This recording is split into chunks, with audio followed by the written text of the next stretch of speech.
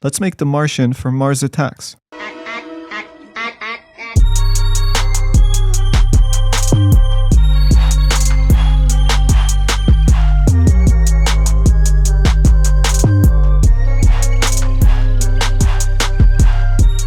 I mean, I came across it, remembered how cool of a character it was, and how legendary this movie was when I was growing up.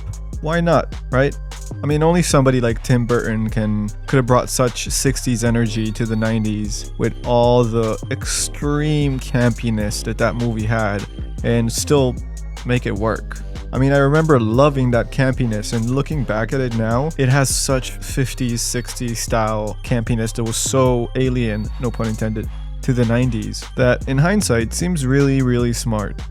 I mean, some of the special effects, I wouldn't say really hold up, but the design of the aliens is so simple and so cool. And I know it's based on this early 60s or late 50s like comic book or like cards or something that was called Mars Attack, with this design that I guess he grew up on. I actually don't really know the story. All I know is that I used to love this movie as a kid. I definitely feel much stronger about how moving through different steps in the sculpt. I'm really taking my time forming the large details, I'm taking my time forming the secondary details, not rushing to the fine details at all. A way to put it is that I want the model to look, I guess, like 90% done within the secondary details. The fine details should really come only for smoothing the faceting and for adding literal, wrinkles and pores, not actual structural topology. And in this case, I actually ended up adding like pores in the texture in Substance Painter and not in Zbrush. It's funny though how we got to a point in this 3D technology where these models from the actual movie just look so limited compared to, what I can potentially create alone on my home computer, if I do this right. Like, the output of a single person working on a home computer is actually outmatching the output of, I would guess, a whole studio that probably had millions of dollars invested back in the 90s. I mean, it has been like 25 years, so it's been a while, but still, just a thought is absolutely fascinating. One aspect I think I still need to do some more work on is to get used to actually measuring proportions and working off of the measured numbers rather than eyeballing it. I mean, usually eyeballing works fine, but I would hope that in the future I can maybe find a way to measure the proportions of the reference model in a simple way and an effective way. Again, it's a small thing, and I think it shows how much progress, hopefully, I've been making when these are the type of steps I'm thinking of taking now to improve my work.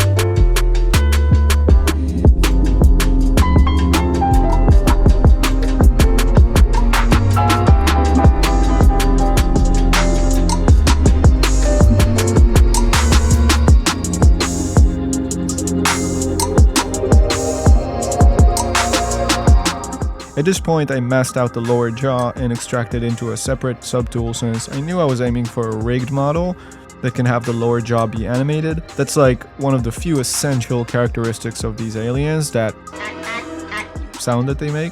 And you know, I'm not really good at all with complex rigging and animating, especially stuff like facial features. So I figured this skull-like shape would be much easier to animate since it's just going to be a pivot rotation of the lower jaw.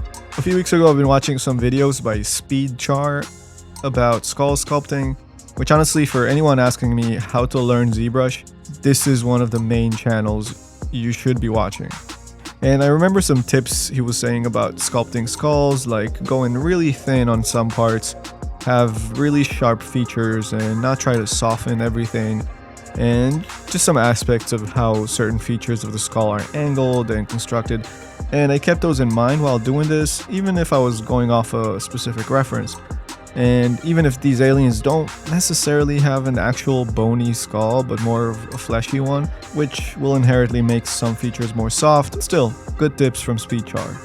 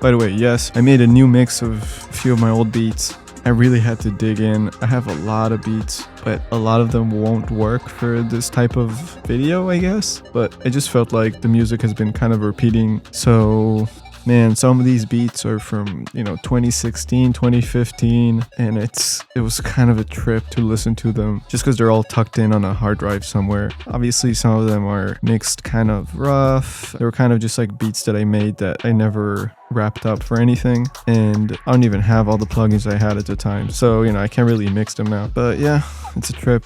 It's cool to hear these beats. Some of them are cool, some of them have cool ideas, but yeah, just wanted to say some of these are really rough, but I like them all, and I hope they're not too bad to listen to. In the background, just a side note.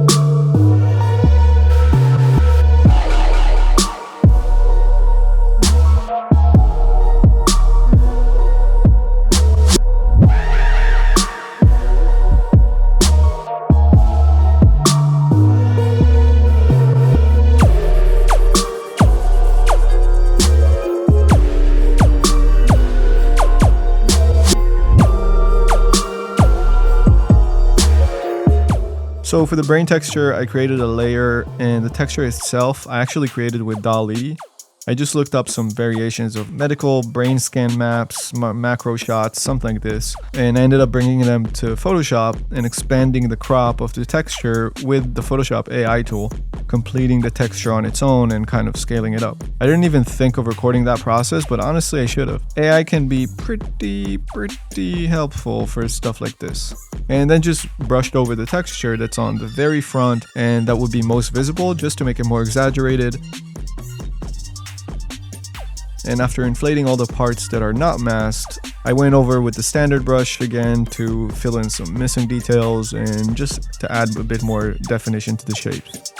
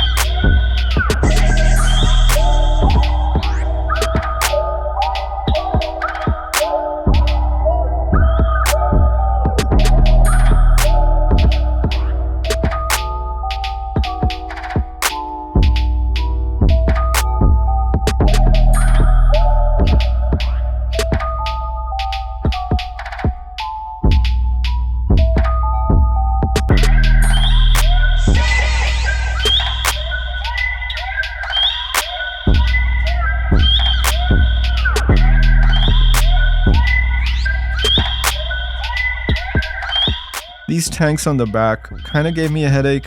I really wanted to keep them as low poly as possible, but adding these type of details on a curved surface will always look janky. What I realize is that you kind of have to choose between having slight end-on distortions on your cylinder, or increase the amount of polys to reduce the distortions, or reduce the amount of detail, and maybe use the texture displacement to get some of those details instead of using actual geometry. Here I decided to just accept some of the end-on distortions, but actually I think I eventually recreated these tanks off camera using the same technique, but just increased the subdivision slightly to remove some of the end-ons on the corners of that spigot thing that's coming out of the cylinder.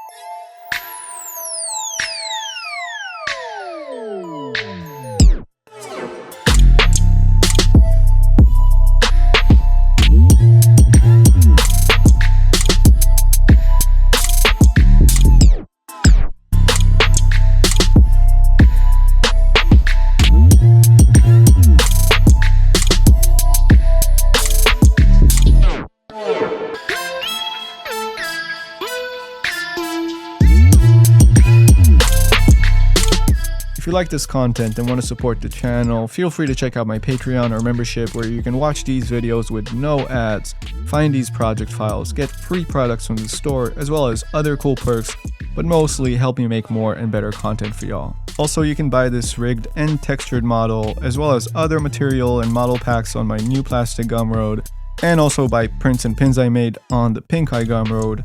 And I totally understand that not everyone can support that way, but even subscribing and liking the video helps the channel, or giving me a follow on Instagram @ojang, or the channel @brandnewplastic. And if you want to help build a community, share your work, and just fuck around, join our Discord. I'll leave the link in the description. Either way, I really appreciate you.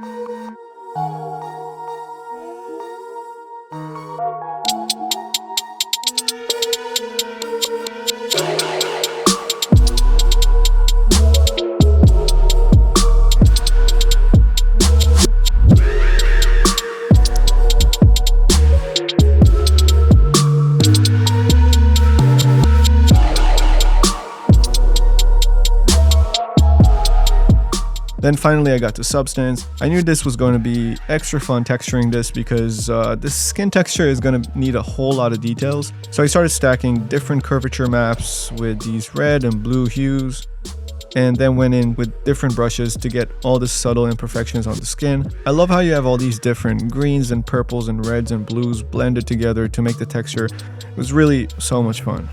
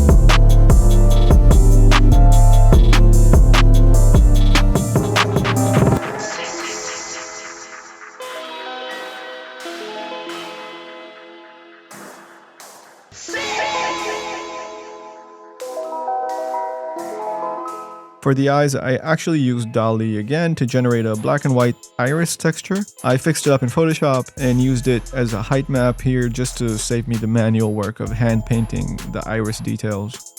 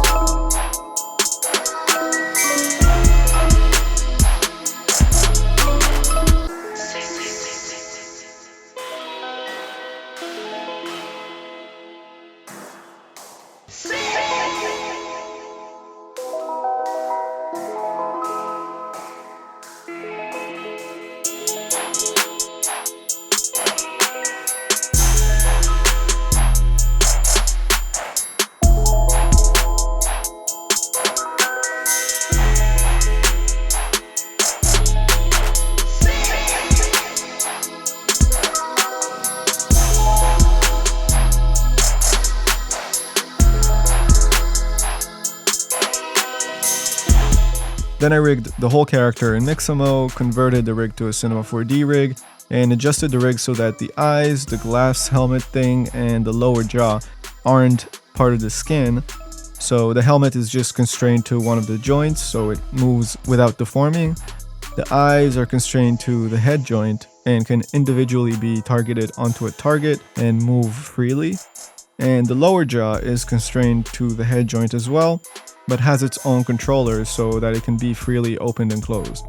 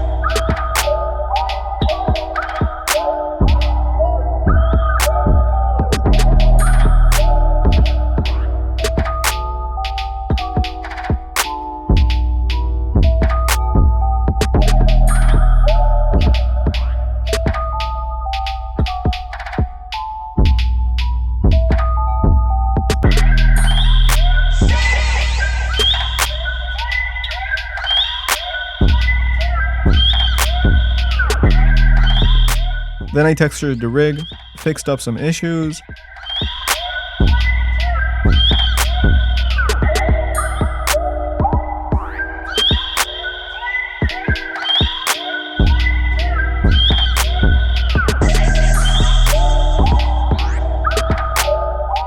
And the only thing left was to vertex paint the edges of those cheek tentacles and apply a jiggle deformer on them so they can kind of jiggle around as the character is moving.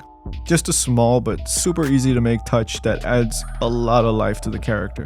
I actually love this part.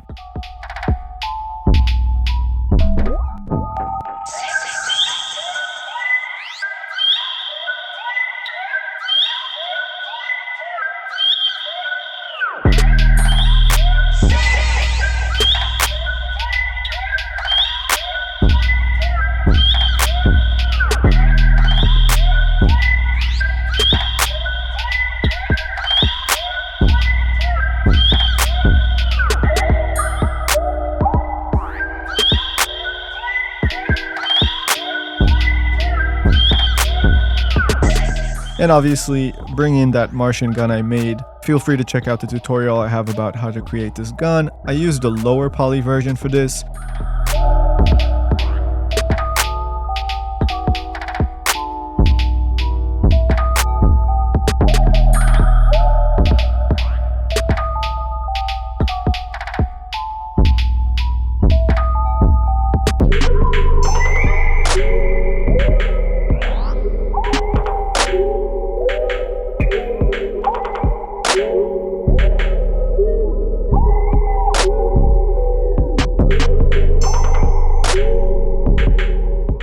And because this rig was so rich and I was really satisfied with this character kind of looking at it at this point, I figured I'll create a little animation.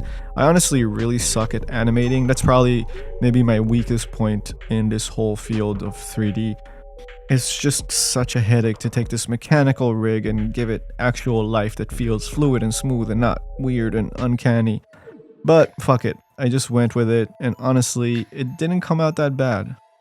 Granted, it was an extremely simple animation, but still.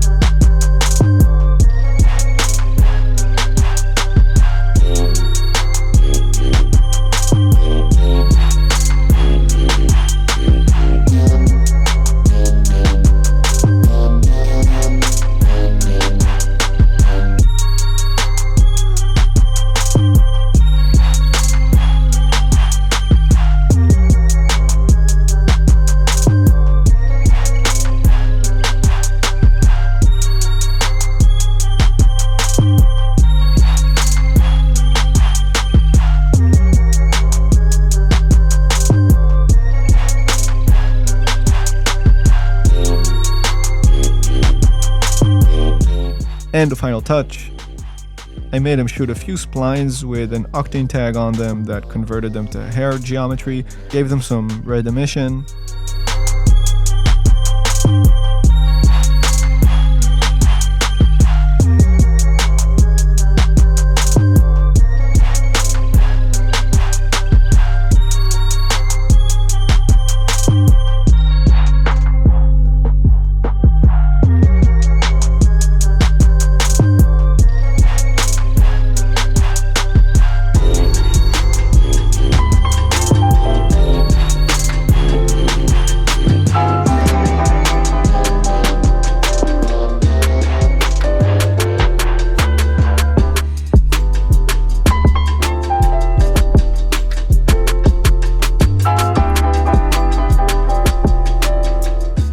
And after messing around a little more with the lighting, this is the final results.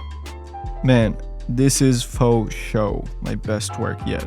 I mean, you might think different, but I'm so happy with this one. I really think the sculpting came out great, the texturing is so on point, the whole transition from Zbrush to Octane was pretty flawless. Since sometimes the displacement maps are kind of glitching out. The rig came out great, the model has pretty good topology and low-ish poly. Some animation, yeah, I'm so proud of this. Look, put in the work and you'll see the results. There's no other way about it. Just think about the first sculpt I made. I think it was the clicker from The Last of Us. Maybe it's harder to see in a video, but I can tell you 1000%. The difference in quality between these two processes are night and day. You know, when I think about it, I think there is an aspect of improving where you might start off with something like, I don't know, 60 or 70% quality level, so not that bad, but your process is like 10% quality. You're just so all over the place and nothing is smooth, and you're kind of trying to hide all the mess behind the scenes with bells and whistles. And as you get better, it's actually your process that starts improving. So your process starts going to 20, 30, 40, 50% quality, but the outcome is still, at least for anyone looking, maybe better by 10 or 20% from where you started. So every 20 steps you improved in your process, your outcome improves by 5 steps. But that's huge. Like, getting from 70% quality of outcome to 95% quality of outcome is a lifelong experience. But on a day-to-day, the actual improvement comes from bettering your process, something that really only you can see, the behind-the-scenes stuff. And you just kind of gotta remember that even though your outcome might not seem as different as what you felt it should be, because, you know, you see how quick your process is improving, every small step in quality of outcome is a huge step. So yeah, I don't know, I guess I'm just saying that focus on improving your process and you'll see your outcome improving as slowly as it might feel for you. Okay, I'll shut up. You can buy this model on the new Plastic Gumroad along with the gun and everything, or you can get access to these project files on my Patreon or membership, and an exploding supernova of love to all these fine ladies and gentlemen you see on the screen right now who make these videos happen. I mean, you wouldn't have seen me so much without their help. So if you like seeing me, thank them. If you don't like seeing me, it's their fault. So blame them. I love you. Have a great day. Peace.